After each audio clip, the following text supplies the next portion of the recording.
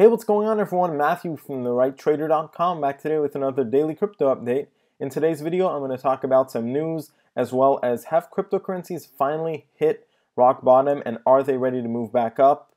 I'm also going to go over my normal schedule, which is Nano, previously known as Rayblox, Bitcoin, Ethereum, Litecoin, Ripple, Neo, Vertcoin, Monero, Omisego, Lisk, Cardano, and IOTA. All of those in a more detailed technical analysis in that order on TradingView in just a second. Other than that, if you're interested in monthly cryptocurrency buying opportunities or 5-high return cryptocurrencies for your 2018 portfolio, you can find both those things in my premium content, and I'll have a link to that in the description of this video. Other than that, make sure to follow me on Twitter for live cryptocurrency market updates. And just to jump into some bit of news here, Nano, previously known as Rayblox, has officially been listed on Binance, already started tradings. Deposits are already allowed. If you want to start trading on Binance, go check out my referral link in the description. But this is something that a lot of people in the Rayblox, need to get used to calling it Nano, community have been waiting on for quite some time now. And as far as exchanges, it really was able to, it was basically a big win, right, for Nano. I mean, it got Binance, OKX, KuCoin, so no more problems as far as exchanges are concerned. Of course, there is still a little bit of a lurking BitGrail drama, but now, really what's to look forward to as far as Nano is concerned is the adoption side of things. That's going to take some time, but it's hopeful that things will move back up as the market recovers. And just to talk a little bit about that, what's going on with the general market, if you've been following, we saw a very big drop today. And really, I mean, it went basically as low as I thought it could, right? That's what I said in my previous daily crypto update. I'll go into more detail on the charts, but we really kind of hit a bit of a rock bottom as far as short term is concerned, and I see this as telling us that could we still move lower? Definitely possible. You know, I'm not saying that the market is necessarily strong right now, and we are going to have to stabilize a bit more to kind of clear up the shakiness around the market, but we hit a very major support level, and there's not that much lower that we could drop unless, you know, things get really bad, which is always possible. We'll have to see how things play out if Bitcoin is going to start sinking lower, for example. But for now, it does seem to have bounced pretty nicely off that support level. And like I said, I'll talk a bit more about that in the charts. But now we're already seeing some of these cryptocurrencies coming back up. So that's a good thing. And I do think that even though we may not jump up to where we were previously right away, slowly but surely here, we're either going to consolidate a little bit to stabilize, or we're just going to take our time and move back up, you know, in due time, basically. To jump into the technical analysis side of things, let's start with Nano. And what we saw with Nano is as the market started to come back after the big drop, and it got that Binance listing news, we actually went all the way up to 207,000 Satoshis, breaking back above 200,000 Satoshis and holding back above that, which was good. But unfortunately, it fell back a bit lower, which is kind of expected. I mean, I'm sure a lot of people thought there was going to be a really big spike after the Binance listing. That didn't seem to be the case, which I don't think it's a big deal, right? That's not necessarily a good thing in the long term, and it's just kind of taking its time here. We're back above 180,000 Satoshis. We're basically in this range here between 180K and 200K Satoshis. And the thing that I would like you to pay attention to is this uptrend line right here and the previous uptrend line over here. So those two trend lines create this channel in which I think we're probably going to move higher in as time moves forward. So that's what I'm looking at, and we need to get back above 200,000 Satoshis. Once we do that, to look forward here, we have our next big resistance level at around 220,000 Satoshis, and after that, we're pretty much ready to move back to the all-time highs. So like I said, you get a pretty good idea of this channel here. This is where we should be moving higher slowly but surely. Once again, Rayblox Nano will kind of depend on how strong the market is to move higher. And this is going to be, you know, you have to keep an eye on Bitcoin and Ethereum as they're definitely kind of the market leaders. So we have to see how strong they are in the coming days. Now, for Bitcoin, we dropped as low as $7,540. That was pretty much in line with my previous daily crypto update prediction, where I said that we were going to bounce at around $7,950. And we're now back above that very major support level, which is a good thing. Now, it's always possible that we come back a bit lower and maybe consolidate in near this $8,000 area. Definitely still possible, and we still need to get back above some downtrend lines and some resistance levels to really be in the clear here. So we're not bullish anymore per se, except that, on a longer term time frame, we're still uptrending. In fact, if we were to drop lower, if things got really bad, we'd probably bounce off this uptrend line right here. I can zoom out just temporarily so you get a better idea of that, as you can see. But we pretty much went as low as we could here, right? Not much more that could have happened. And now what we're seeing is pretty decent, right? We're seeing a little bit of a rounding up on that 30 line on the RSI, which is not bad. Still, the indicators need to come up a little bit higher on the MACD and histogram, and we did have a lot of selling volume. But what's interesting is we got this pretty big inverse hammer candlestick, pretty big hammer candlestick that was followed by this little flat doji candlestick right now that's pretty much right on the downtrend line. So hopefully we'll break out of that, and maybe we'll still be a bit in this channel right here where we can move a bit lower, but at least we'll consolidate at around this $8,000 to $9,000 area. And really what we want to see to be back in better standing is get back above $10,000. So we'll see if that'll be able to happen soon. There's no way to tell, right? We'll just have to see how strong Bitcoin is right now. Let's go over to Ethereum and see what's going on. So as you know, Ethereum is a bit stronger than Bitcoin recently, has been, and Ethereum dropped as low as $726, got a really nice bounce off that, as you can see. Not that far away from that longer term uptrend line support level, so not much more that we probably could have dropped. And that's a good thing, right? That means that we really flushed out the sell-off. So that's why I said we kind of hit rock bottom on a lot of these cryptocurrencies, and that we're probably ready to move back up, right? It's almost like we can only go up from here because this was about as low as we could go. Keep in mind that this is not financial advice, that's just my opinion, and that anything is possible in crypto, right?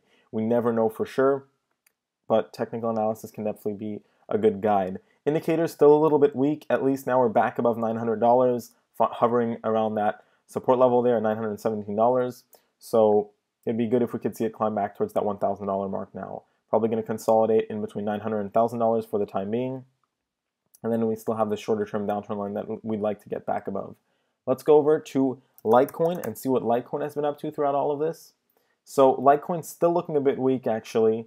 Now, it did get that strong bounce, hammer candlestick bounce off that $100 mark. And if you watch my previous daily crypto update, that's a level that I predicted a bounce on if things were, dip, and that's what happened. So very strong bounce off that level. You have to think that unless we restart sinking lower, which is always possible, that's probably the lowest that we were going to go on this drop, right? And we still want to see these indicators come back up a little bit because they're still not very strong. Same thing with the price action.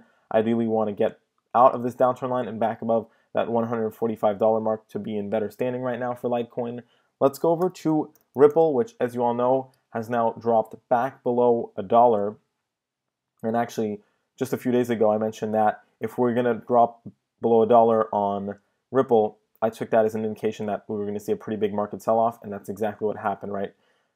Ripple went as low as 67 cents, now back above 84 cents, and we're going to see, right? Really, I would say we need to get back above $1 and out of the downtrend to be in the clear here and just slowly but surely scale up those previous resistance levels, which will probably take some time, right? You do have to realize that after a big drop like that and the market still being a bit weak, we're probably not going to see things jump back up right away, right? We're going to have to get through all those previous resistance levels slowly but surely if we want to make it back to where we were not that long ago. So NEO is got a pretty big dip as well. Obviously, a lot of these cryptocurrencies are interconnected. Keep that in mind. That's why they often follow the lead of Bitcoin and Ethereum. It dropped as low as $93. I said that it could test $85. Didn't happen, but got pretty close. Now trading back above $100. Basically, we're in our range between $100 and $139. We do have a lot of resistance in between $140 and $145. So definitely not going to be easy to get out of that soon, and I think we're probably going to need to consolidate a little bit in this area to stabilize before moving higher because there's just too much resistance at around that $145 area to get back above for the time being. Let's go ahead and take a look at Vertcoin now. So Vertcoin is actually not looking the strongest. It looks like we dropped all the way down to $2.50. Now we're holding even below that $3.23 support level. We'll see. Hopefully we'll be able to get back above that, get back above the downtrend. But if we see that we're holding below this resistance level, probably going to see it sink a little bit lower here. Let's go ahead and take a look at Monero, and let's see what Monero has been doing throughout all of this. Monero is currently, let's see, waiting this to load. Monero bounced off that basically $200 mark, is held above the previous downtrend line, which is good. That's where it's finding support. Now we still want to see Monero try to get back above $257. Hopefully even back above $300 would be good, because it is trading at some of its lower levels right now as far as the general increase is concerned. But indicators still looking a little bit weak. Same thing as far as the volume is concerned. Probably going to take a little bit of time here just to stabilize and move slowly but surely higher. And like I said, a lot of these cryptocurrencies are going to be dependent on how strong Bitcoin and Ethereum are. Just keep in mind the interconnection of the whole market. And we just have to get a feeling for the strength going on, right? Are we going to see things start to sink once again a little bit lower? Or are they going to at least stabilize, right? That's what we're kind of looking for right now. So let's take a look at OmiseGO. OmiseGO is still in its downtrend line over here. We of course want to see it get out of that. It dropped as low as $10.34, which is a good level to go to, because you have to think it's going to be pretty hard for OmiseGO to get back above below $10 unless things get really, really bad. With that being said, still looking a little bit weak here on the RSI. Not much happening on the other indicators. Still a bit downtrending, and really we just have to wait and see if we're going to get back out of the downtrend line, or we're probably going to move a little bit lower back towards $12. Let's take a look at Lisk and see what Lisk has been up to. So Lisk is, funnily enough, still in its range here between $20 and $25. It did dip pretty low all the way down to $16 yesterday. And as far as the indicators are concerned, they are actually somewhat still uptrending here. MACD is the only one that's a little bit on the weaker side. So for now, if we consolidate between $20 and $25, I think that's great. We will have some downward pressure from the downtrend line over here. So we'll see if we'll manage to at least horizontally break through that as we approach it. Let's go ahead and take a look at Cardano.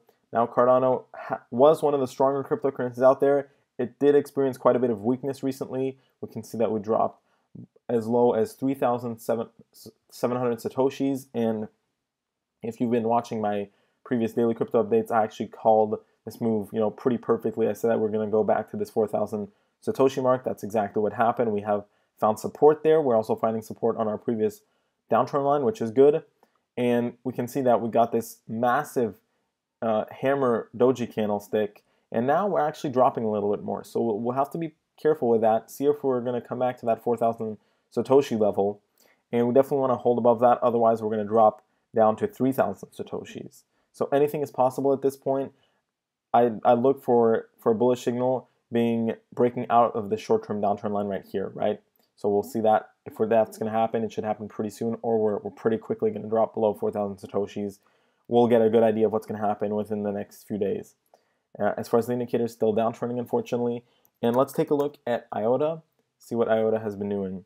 So IOTA kind of managed to get back above the downtrend line. It's kind of hovering around it. As far as the indicators go, still a lot of downtrend there, unfortunately.